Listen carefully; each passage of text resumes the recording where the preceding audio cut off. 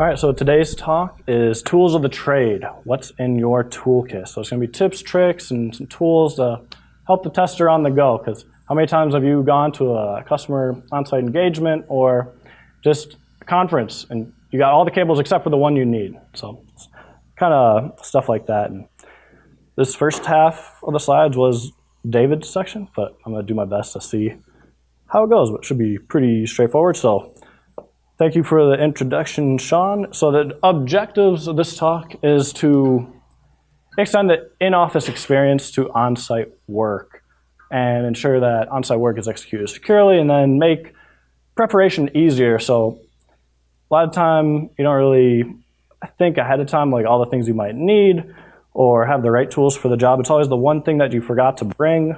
And organizing tools into kits. So now you have just a go kit, grab it and go. You don't have to try to reorganize your backpack every single time. It's kind of ironic because on the way here, that's exactly what I did. So still in progress, but yeah. And then you can also look at other people's kits, see what they did good, what they did bad, and kind of take that and make it your own. So agenda, permanent travel items, engagement-based travel items, and then need-based travel items. So permanent travel items.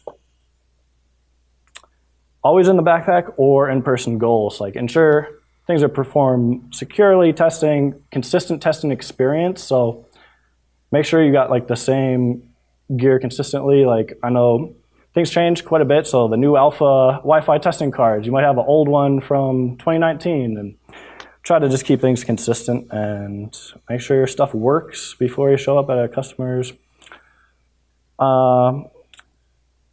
building. And so backpack, this is a really awesome backpack. It's the Go Ruck GR1 and GR2. They are a little pricey though. I think it's like anywhere from $300 to $400, but man, does this thing have a lot of pockets. You will never run out of room in this bag, and it's pretty big. The one thing I don't like to put in here is a laptop, because other backpacks like this one, it has like a nice little secure cubby for the laptop, so you could probably put one in here, but wouldn't recommend it. But yeah, you can fit a ton of stuff. You can even fit the under door tool in the Go Ruck backpack, so instead of trying to wear in like the belt, you know, Red Team tools, I have the under door tool belt. It's kind of nice. And then travel router. Oh my God, this thing is amazing. I just bought it earlier this year and actually worked in the hotel room. So I gently ripped the TV off of the wall, and then I plugged in Ethernet cable to the actual LAN port into the WAN and this, and then bypass the, no one works for the hotel in here, right? Completely bypass the captive portal that you got to deal with. But the travel router, it's the GL iNet. It also does support captive portals too. So whatever suits your fancy, but it's pretty nice because not only that, you can set up any VPN you could think of. It supports it. It's running on the open, what is it? Open, now I can't remember. Open GRT or something. Or what is it? Yes. That's the one. But yeah, so it has a bunch of pre-built plugins too. So click of a button, now you got AdGuard running on there. But if you're going to VPN, so in my setup, I VPN into my home network, and I have my own DNS server. So if you're going to use AdGuard, you got to uncheck a box that does not override your DNS server, otherwise you're going to have a bad time. But yeah, it's sweet. Supports Tor, all the things, very awesome. More secure than connecting to the hotel Wi-Fi without it. But big fan. So that thing's pretty cool. It's about $100. I think the one I got like 120 or something. You can buy it on Amazon.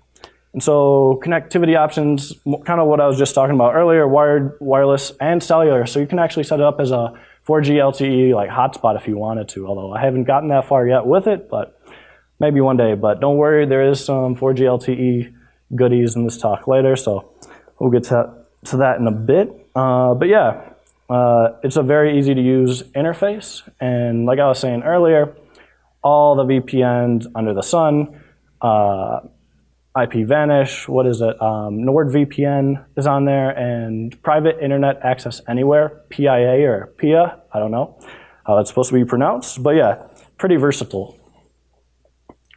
And just to keep going on about the travel router, if you don't have one already, highly recommend that you get one, because it'll just make things easier for you. Like if you have a company VPN, for instance, I can connect to my home network and be on the company VPN at the same time because the router is connected to my home lab and my laptop is connected to the work VPN.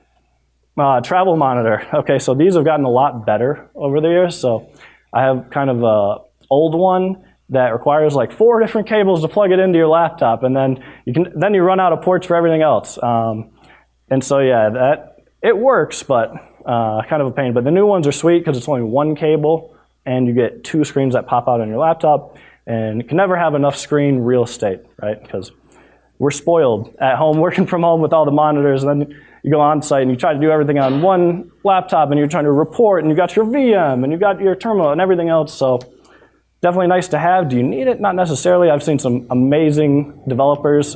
They swear by just a single laptop. They use Vim and all the plugins and all the cool stuff. And Vim is great, but I'm going on a tangent here. So travel monitor, get you one. And then other things to consider. I know Fletch had a travel monitor and it broke in the case or whatever he was carrying it in. So just be careful. Try to get a nice case for it if you can.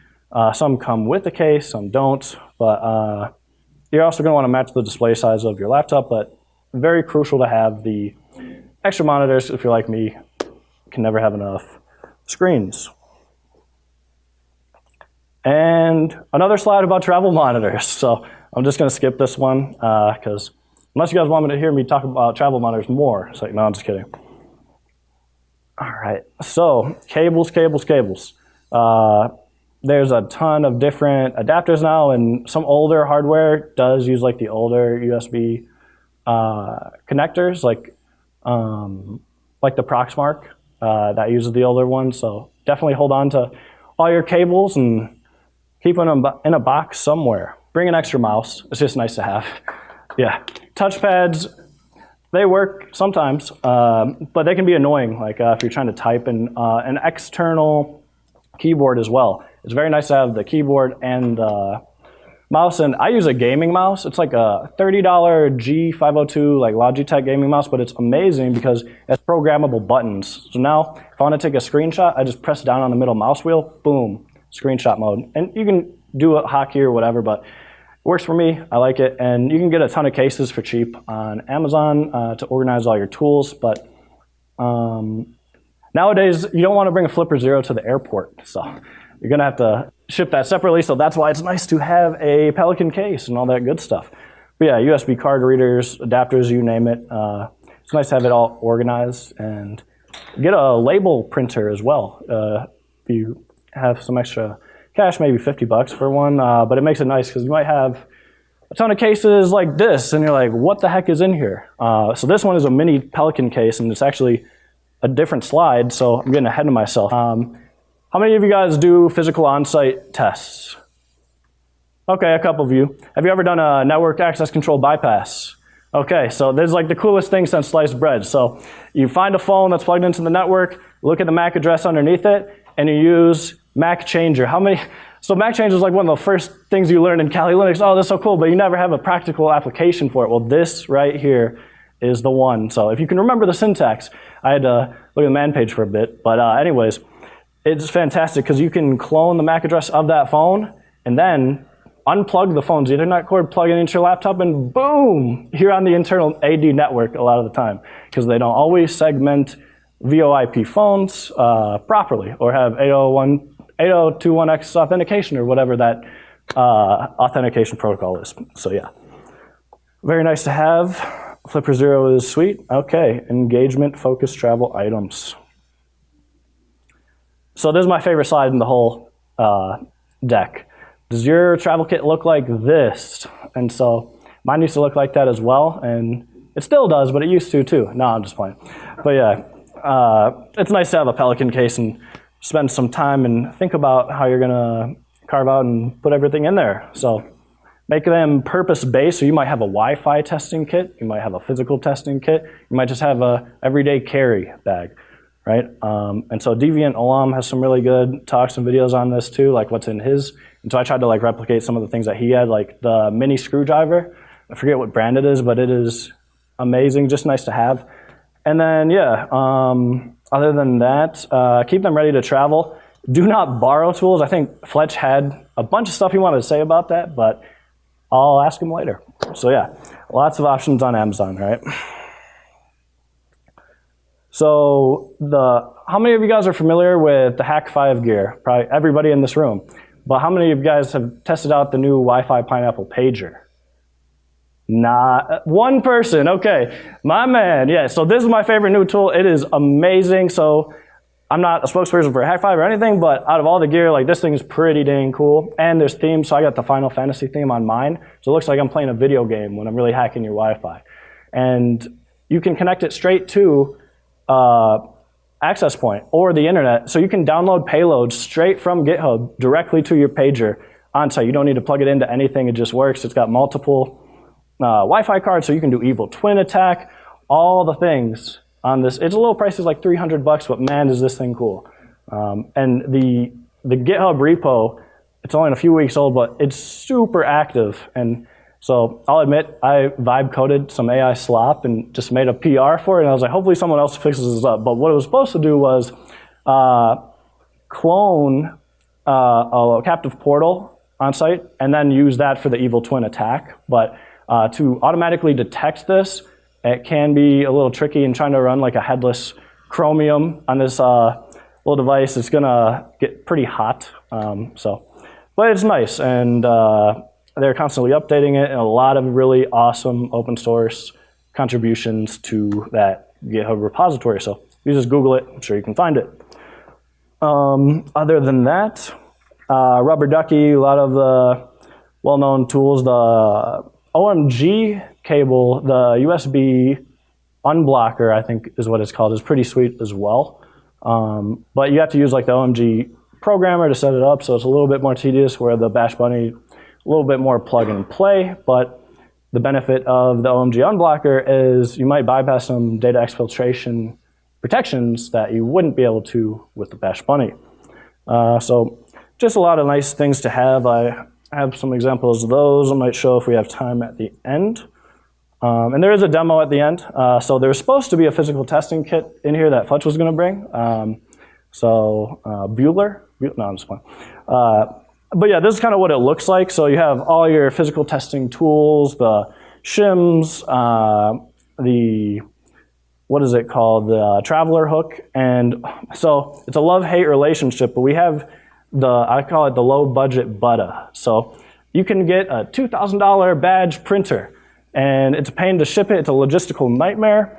Or you could get an $80 Sprocket HP printer and print just as good of a badge, stick it on a card. And even if you're not able to clone someone's badge successfully, just having a badge with a picture of your face on it goes a long way.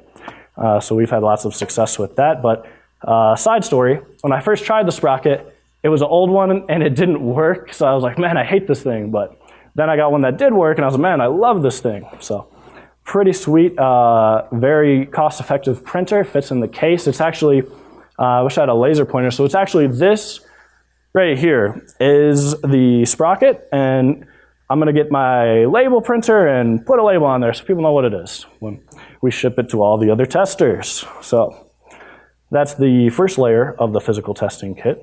And I didn't put a second picture of that, but yeah. Other kit ideas, so if you do automotive hacking, how many of you guys are into hacking cars?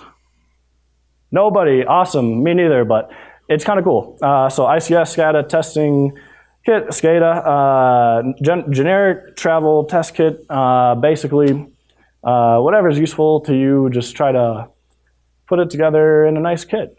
But it can be a little expensive to ship stuff around, so sometimes the cheaper options are better, just like that Sprocket mini printer. So intermittent travel items. PyKVM, this thing is awesome. Of course, I left in the hotel room, so I can't demo that, but it's pretty sweet. So how many of you guys do assumed compromise tests? And how many times have you had a customer ship you a laptop? You have to do all your testing on that laptop, right? Well, how much fun did you have getting the screenshots off of that laptop onto your work laptop? It's kind of when you have only 1 week to test something, like time matters, and that is super annoying. So what's nice about the PyKVM is you can remotely control. It's just like any other KVM, but it's based on the Raspberry Pi. Plug it into your laptop, plug it into the customer laptop, and now you can control their laptop on your laptop and take all the screenshots you need. Don't got to worry about all that extra work to transfer files or screenshots. And then also, external keyboard.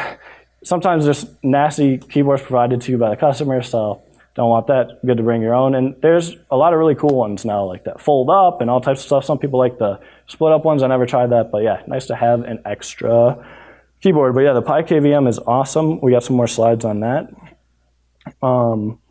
So you can. What's really cool about the PyKVM too is it also supports the 4G LTE hat. So you could actually turn it into an implant. So plug it in, it connects to your 4G plan. And I have a demo of this, but I ended up changing it up a bit to use the Raspberry Pi 5 instead because streaming video over 4G uses a lot of data really quick, and that stuff's not cheap. So I made, this is just a travel case for moving it around, but basically it's a little mini pwn box, but it's better to have like an electrical box because there's absolutely no ventilation in here. So you can imagine it might get kind of hot and might have a bad time, but I'll demo this at the end. But yeah, PyKVM can be pretty sweet too. And if you're lucky enough to utilize the network at your customer's building or whatever, you don't even have to deal with the 4G. So it's pretty sweet. But yeah, the 4G LTE is pretty nice to have set up. So I'll talk more about that in a bit. But other than that, let's see, kind of covered all this stuff. We're gonna just keep it moving here. More PyKVM stuff. Oh, this is the best slide ever. Do you guys like this slide? Anyway, so yeah, there's a lot of, so the new one that just came out is the PyKVM V4 Plus, and man, oh man, is this one awesome. It's plug and play. So I started with the PyKVM V3, and that one is not plug and play. You have to download the firmware, flash the firmware, and hope and pray that it works. But they also have the PyKVM switch now. It's nice for on your desk at home if you have multiple computers and stuff. You can just plug them all into this one switch that's connected to the PyKVM V4, and then with the click of a button in the PyKVM interface, you can just switch between devices. So pretty sweet if you guys have like home lab or any of that stuff. It's pretty nice. It's pretty affordable too. But what you'll need, 5.1 volt 3A power supply with a USB-C Raspberry Pi compatible cable, a regular HDMI cable, also USB-C to USB-A cable with data lines. This is very important because a lot of the cables just charge, they don't transfer data as well. So that does like the keyboard and mouse emulation, and then Ethernet cable, micro SD card, which the PyKVM V4 I think comes now with the micro SD card, so you don't even have to buy that. And obviously you're gonna need a PyKVM. So pretty sweet, definitely looking at that. And here's some more specs, like how it's all set up. And this is taken straight off their website. Really good docs, so you should have no problem just following the docs and getting it set up nice and good. Other than that, here's like just for the V3, how you have to like download the firmware and flash it, but now I don't even know if they have the V3 still in like the Pi Shop stores and whatnot, so you can buy them in a lot of places. But here's a picture of when I had the V3, how the setup looks. So you have your USB, HDMI, power, and Ethernet. And it'll display, which is really nice, on that screen. It'll tell you what the IP address is once you set it up. So whatever it gets assigned, if you're using DHCP, there you go. So you just open up a browser, or you can run like start on the command prompt, and then tell it like which browser. So like start Brave app --app equals HTTP, blah, blah, blah, and then there you go. And so here's the schematic for if you do want to use the PyKVM switch with the PyKVM V4. So it is pretty nice to have that. And here's another picture about the PyKVM, and then another thing about the PyKVM. No, I'm just kidding. I promise this is the last PyKVM slide. Okay, nope, I lied. A couple more. So this is what the interface looks like. So you get also a terminal you can go into and set up different things if you want to do like file storage or set up what I wanted to do. There he is, the man of hour. Everybody give Fletcher a round of applause. Yeah, but anywho, so It's pretty nice. And so you click the highlighted in red box. There is the physical testing kit, so we can show that off in a bit. But yeah, that's how you get it connected. And on the terminal, you could set up like a systemd like service or something if you wanted to have it automatically connect to like a 4G LTE network. That's what I did on that Pi 5 there. And there you go. This is what it looks like in the browser when you're controlling the computer, and put some nice artwork on there that I thought was cool. So for your viewing pleasure. Other than that, let's keep it moving. Here's the Pi 5 phone box that I kind of mentioned earlier. But you can get this 6-fab 4G LTE hat and then connect it to the Raspberry Pi 5. And you will need like the default case. If you get like the Canada kit starter kit for the Raspberry Pi 5, it's not going to be big enough. And it comes with a fan, so you're going to want to either like 3D print or purchase like a cheap $20 larger expansion case, and it all fits in there nicely. So I can actually show you guys what this looks like. It's all packed into this box, and I'll demo this later, but antenna's kind of in the way, but here you can see kind of what it looks like, right? So probably easier to see it in the slide, to be honest, but I think it's pretty cool. So yeah, let's keep it moving here. And a battery pack powers it. That's the largest battery pack you can get and bring on an airplane, but I did not want to bring that green box on an airplane because it looks like a bomb, so didn't do that. And here's like the approximate cost of what I paid when I put all this stuff together late last year. So it was right around like $525 or $23. And yeah, latest alpha, Wi-Fi card and expansion case and all that good stuff. So I think these links will be available later afterwards. But here's that electrical box that I was talking about. And it's sweet, right? Because you could just like command strip, slap it on the brick wall on the customer's building, and nobody's going to really question it. You could nail it in or like drill it in, but I don't think the customer would be too happy with you. Leaving like a hole, you might want to spackle it later. But haven't gotten that far yet with that electrical box. Didn't feel like paying extra to ship that as well, but you can see it on the slide. But there's that one. We'll demo it in a bit. And okay, Pangolin is really awesome too. How many of you guys have heard of Pangolin? Okay, so we got a few of you. So it's pretty sweet. It's an identity-aware VPN and proxy for remote access to anything, anywhere. Now, I will say a lot of people have been asking for this feature in GitHub to have it function as a VPN egress as well, so you can route all your traffic through it. That is not supported yet, but they might add that later. But it's basically like more for like ingress proxy service to access devices. Like, are you guys familiar with Tailscale at all? So very, very similar to Tailscale, but what's nice about Pangolin is it bundles everything together. You don't have to really think about it like you do when you want to set up Tailscale, because then you need to set up the Headscale server, and then you have a fancy like web UI to set it all up. But this one's pretty nice, easy to set up. I could share a Docker Compose file with you guys later if you're interested in that, and have like Terraform Ansible to like automatically spin it up in AWS, but you could convert it to DigitalOcean or whatever your cloud provider is. And more about Pelican cases, like there's the one I was working on, cutting up some foam and putting some stuff together. There's the portable label maker. So that thing's pretty cool too. And like, here's this Wi-Fi Pineapple pager. It's the Pelican case, 1010, pretty cheap, but it fits perfectly with the Wi-Fi Pineapple pager if I don't break it. And then also the Glitch GPS mod is pretty cool. So it allows you to do war driving. So you can automatically export all your captures to a Wiggle compatible CSV file and upload it straight from the pager to Wiggle, which is pretty dang cool if you ask me. So definitely recommend playing around with this thing because it's very awesome. And then, yeah, so USB docking stations. These ones are more like on my desk at home. You could bring these with you. They're a little bulky, but they have a bunch of smaller ones, and there's just so many different docking stations you can get that'll serve your needs. I have a very old one that still works that I'm using, but these are the Wavelink docking stations. So if you have 4 monitors like me, this one's pretty sweet. Supports it, works with Mac, Windows, all the things. Other than that, thanks for listening. Any questions? No questions? Oh, yes.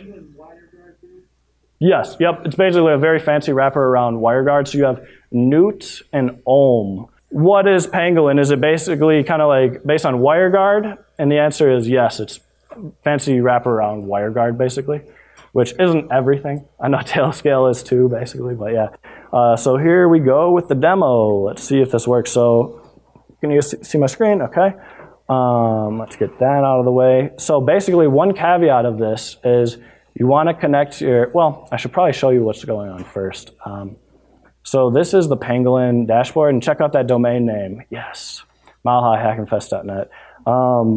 So you have machine clients, but first you want to set up the site. And so we have our Pi 5 Kali site. But the caveat is if I turn that on first, the site, and then I try to connect the client machine, it's not going to work unless they fix that in the latest version.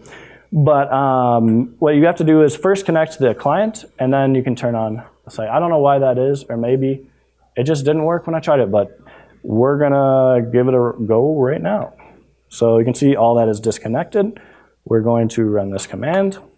It's going to connect back to Pangolin, hopefully. Oh, okay, there we go.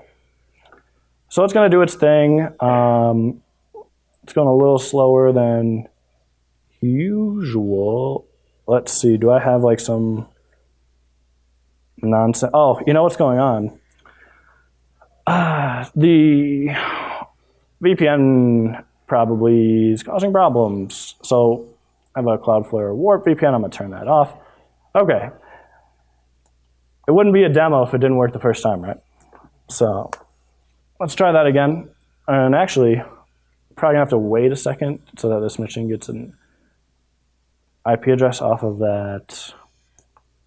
Okay, let's try this one more time. All right, it's curl ifconfig.io. Are we on the internet? Maybe. I had a feeling this might happen, so I have a backup plan. So let's do it in PowerShell. So it works Windows, Linux, whatever. So we're going to do the same thing. Hopefully that environment variable is persistent. Okay, it's doing the thing. Okay, so there goes that. And then any second now, we should see if we refresh. There it is. It's connected.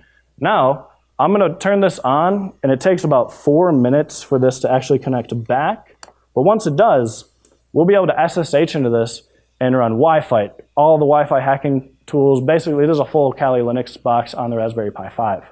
But I've been talking for a while. I'm going to hand it over to Fletch. And do you have anything you wanted to add or talk about with the... Like everything here on the table, I usually have with me on my person when I'm doing physical or on-site engagements, whether physical or not. And then this kit is what's maintained by BHIS. And I'm the primary maintainer of the kit. I did all of the cut work. You're more than welcome to come take a look and see exactly what we keep in our kit.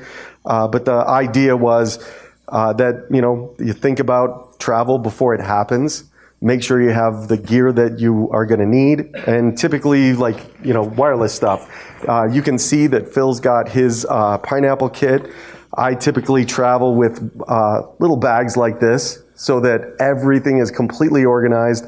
I don't pilfer from those kits.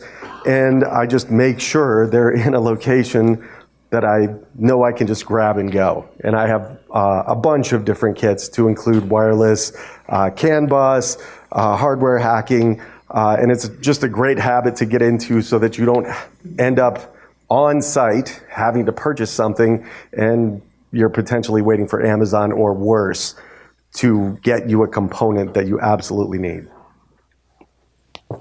I think that's about it. If you okay, yeah. Another cool thing for like the physical testing on like Red Team tools, they have like these. It's not CO2, but it's in a little tube. You can run it up your sleeve, and it's way more like covert as opposed to like a can of compressed air looking like crazy like on the camera doing that. But yeah, that's pretty sweet too. And then also something I just got that is kind of cool is a 30x zoom telescope that has a lens that connects to your cell phone. So you can zoom in and get some pictures of people's badges in the parking lot.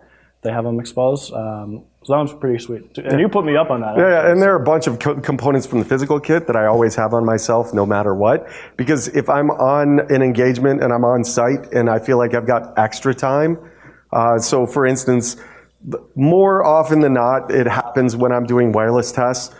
So I run through my paces and I feel like I've got an extra half a day. I'll talk to my customer and say, hey, do you mind if I go poke at some locks and stuff? Just to kind of demonstrate, or can I look at your RFID cards to see if I can bypass something? So I'll often have a set of lock picks, covert companion. I didn't bring my keys down because I was in a rush, but I always have a traveler hook or a Sparrow's mini gym on me, no matter what. And those are invaluable tools. And when we talk about physical testing, one of my favorite tools, pants. Like cargo pants are great, but they're a little bit conspicuous in like a typical office, setting. So these like Dickies carpenter pants, I can shove like 15 different tools in my pockets and nobody ever knows. And then I don't have to worry so much about walking around with a backpack unless I need the big things like the underdoor tool or the double door tool. So I would recommend look at how you're dressing when you go on site as well, so that you are wearing clothes that kind of fit in with the organization, and maybe you've got some places where you can hide stuff. Yep. And another thing Fletch put me up on earlier in the slides was that Go Ruck backpack. You can fit the underdoor tool in this. Oh, sweet, you got one. Yeah. But this thing fits the whole underdoor tool. This will fit pretty much everything. This is probably another one of my favorite tools. I used to go through a backpack a year, just buying standard backpacks. I bought a GR2 probably 7 years ago. So this backpack is 7 years old. It fits pretty much anything you could think of. And I always have weird stuff stashed in this backpack, like 9 dBi antennas. And I can drop a wireless drop box in here with my antennas and nobody ever suspect that something's in here while I'm testing, especially if we want to be, say, covert doing wireless on a red team engagement. So these guys are a little bit expensive. I want to say they're like $350, $400, but totally worth it. This backpack looks like it's brand new. And I've been traveling with it, and I'm one of the more frequent travelers at BHIS for the past 7 years. It's totally worth the money. Yep, a little pricey, but yeah, like you just said, it will last forever. Do you put a laptop in there too, or do you? Yep. Oh, okay, so yeah. Laptops, Raspberry Pi, drop boxes, wireless rigs, pretty much anything that you can think of. Yep. Yeah, that thing is awesome. Totally worth the money. So you can see here, the box right there did connect back to Pangolin, but we're having some technical difficulties on the Windows side of things. Usually you'll see right here that it connected back. Didn't test the Windows fully. It tested the Linux one, but what's the command for DH client? I heard someone say DH client. DH client interface name. Okay, yep, I'm gonna do that and see if we can get it to work. And hopefully I don't have to restart it again, but we got a little time, but feel free to keep talking about it. Yes, ma'am? Any advice on traveling with the underdoor tool, like flying with it? Because I end up holding it and putting it on the edges of the suitcase. Okay. Yeah, something like this. Yeah, the way that we put this physical... Oh, I'm sorry. Advice... the question was, do we have any advice on traveling with the underdoor tool? If you've not used the underdoor tool, it's a big wire that you can kind of fold up. And it will fit in a backpack, but TSA is going to look at you sideways, which is why we put our physical kit together. So if you come take a look, I hot knifed all this foam, and we've got pretty much anything you could want as far as physical tools in here. And at the bottom of these 3 layers is the underdoor tool. So you can just pull it out, unfurl it, and use it however you want. Even like when I was traveling here, I had the Covert Companion in my backpack, and I commonly travel with like that and a Flipper Zero and some lockpicks, and they wanted to take a closer look at the Covert Companion just because it looks like a multi-tool. Any other questions? $255 for the backpack. Yeah, it's $255. yeah, and it's got a if you're a veteran, a 10% veteran discount. They're an excellent company.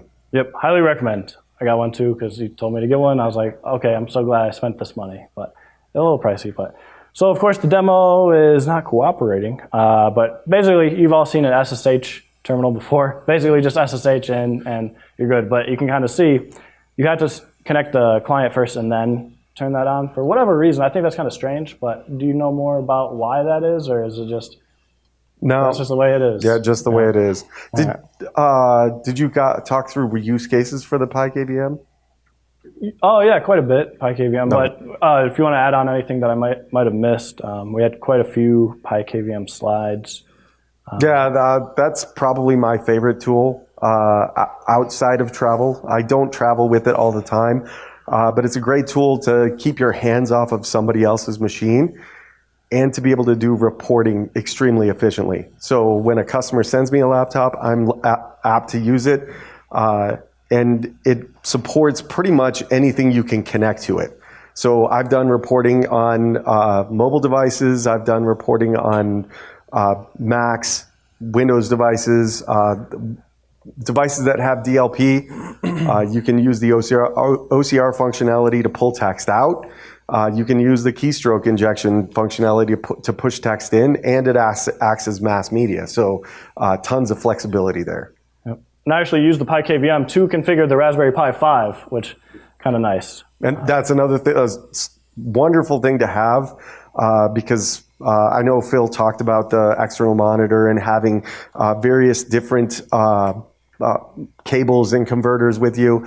But if you've got the PyKVM, you can just hook it up to that, browse out to it with a browser, and get everything that you need done.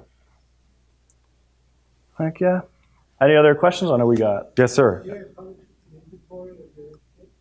The question was, do we publish an inventory to our kit? We absolutely can. There are tons of really great kits out there as far as contents, but we've kind of grown organically with our physical kits, and typically we'll ask testers, hey, what's more useful or less useful, and people contribute all the time. That's a great question. We'll publish a bill of materials. Sort of a fun question. You talked about apparel, the things you're wearing, being able to put tools. Do you ever do any customization of the things that you're wearing to carry extra tools? Have you ever that's just like a fun question. Not necessarily, but we're apt to do things. Pants with an internal pocket. We are apt to do things on the spot. Like last year, a coworker and I, Rick and I, ended up bypassing a security desk. We got to go to the bathroom. Can you point us in the right direction? Well, on the inside of the security desk, there's double doors with a nice gap in it that you can use the double door tool on. Yeah, we just stuffed it up underneath our shirt and walked past the security desk on our way to the bathroom. Oh, I'm just going to the bathroom, and never saw a thing. Yep. Look the part. I got caught with the compressed air tool trying to bypass the rec sensor. And this lady saw me, but I had a dress shirt and nice pants and a fake badge. She's like, oh, hey, have a good night. I was like, oh, thank you. Yeah, something's wrong with the door. She let me right in. So, and that's a super good tip, too, is the fake badge thing. Your badge doesn't have to work at all. So that's why we keep an assortment of cards. So if we can get a visual, we'll make a visual facsimile. And if we can get a clone, that's awesome. But if we can't get a clone, I'm still using a card for your reader, so I can have plausible deniability. Oh man, I don't know what's happening. It was working yesterday. Can you just let me in? Oh, sure, I'll let you in. And what's funny too, some of them, they'll beep and turn green, but it won't work, but that's enough to lower all the suspicions in the guard that an employee might have when you're trying to tailgate in. Yeah, Cameron and I, she's teaching the iOS course and she does the martial arts training. We were on a test where we were in the building 5 different times, and we used the freight elevator to get up, and there was a security guard in the freight elevator. We had to physically hand our card to the guard. They would scan and they would select the floor. The card was never valid. Not once. And when we went back to the freight elevator, at the end of the engagement, we were like, hey, can you tell me the difference between these 2 cards? And we had a valid card and an invalid card. Oh, well, that one's invalid. Well, what would you do if somebody gave you that card? Well, I'd escort them down to security. It was the guard that had literally just let us up into the building. So totally worthwhile. You mentioned TSA and the covert instrument. What did you find is the easiest way to get out of that? Oh, I just explained it. I was like, the TSA agent was super stoked about it. Hey, what is this? Well, it's lockpicks, it's got rakes, and it's tensioners in it. Oh, you can disconnect that. Where did you find out about this? The Lockpicking Lawyers channel on YouTube. Oh, I've heard of that guy. Oh, yeah, great. It worked awesome. Yeah, that thing is awesome. And like they had the V1 covert companion, which it was almost there, but it just wasn't quite what you wanted, and it was like flimsy and stuff. So this one was everything you ever wanted and more. I think you added it to the kit, right? Yeah, this is the V1 covert companion, and you have to physically assemble it. Yeah, this is the V2, and it comes just like any multi-tool that you've got. Yes, this one is absolutely glorious. He took feedback. Yeah, amazing. And there's one thing that you might not even know about that. On the top of it, there's actually the shim for like those rotating locks that you can. Oh yeah. Yeah, you see it on there. Decoder. Yeah, the decoder on the other side. Right here. See that metal thing? Pull that out. It comes with a decoder, and that thing's super flimsy and like fragile. So yeah, I found that out the other day. I was like, oh my god, it has the decoder too. So pretty sweet. And then just to wrap it all up, the demo actually worked. So you can see this is running Wi-Fi and connected back to the phone box. So, any other questions? We've got 2 minutes left. Yes. On the top of the lockpicks, do you guys standard issue like tubular lockpicks, or don't find much use for those? So the question was for everyone online: do we standardize tubular lockpicks as well? And the answer is there's not one in the case, but I have one myself that I always bring. Never had an opportunity to use it yet, but one of these days I will. So. Yeah, we do include, Deviant's common keys and things like that, but we've had elevator keys in the past. They're regional, and every time we've had an opportunity to use an elevator key, it's never been the right one. So we kind of gave up on that too. And when somebody mentioned look the part, I went on a test with Egypt. Is anybody familiar with Egypt? He's got a huge long beard. It was the most amazing thing because the customer on the ROE call, they were like, yeah, don't send anybody who looks like a penetration tester because we're highly attuned to that. If we see somebody with a long beard and, we're going to identify it immediately. So I'm looking at Egypt and I was like, hey, how are we going to work this out? And he took his beard, he rolled it up underneath and bobby pinned it. It was the coolest thing I've ever seen. And it worked. It was amazing. Anybody else? I think we got time for one more question. Oh.